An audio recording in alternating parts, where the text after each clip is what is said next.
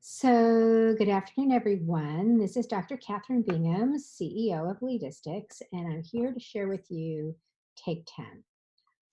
I want to talk today about how we can not just survive but thrive through this new environment of social distancing, work from home, our children are home from school, or could be our college age students. And so we just want to make sure that people are able to not just make it through and make it through the day, but to really make it through the day in a way that you feel good and accomplished.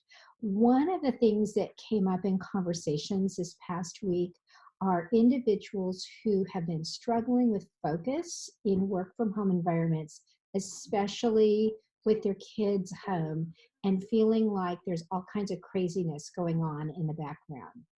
So I wanted to talk to that first.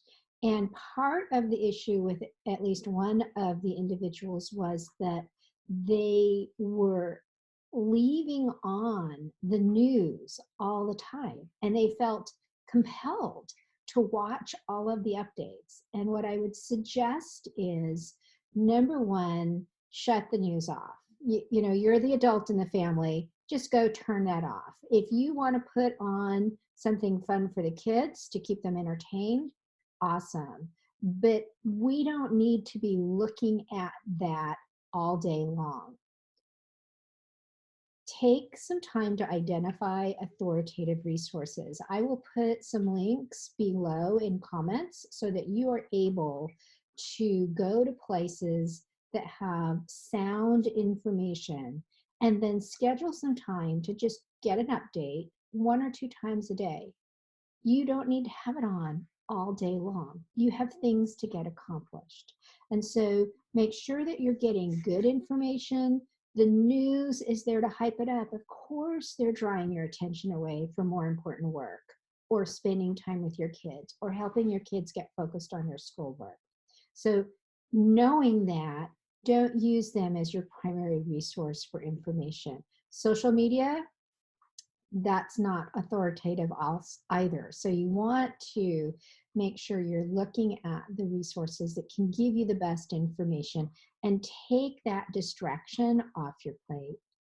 The next thing that I would recommend is, at the beginning of each day or at the end of the day before, identify the most important thing that both you and your kids need to get accomplished, you for work and for school, and find a way to get your focus on the time frame. If you're the early bird, you work well first thing in the morning and you want to be able to get some really critical tasks accomplished, then find a way to have someone else engage with your children if they're younger.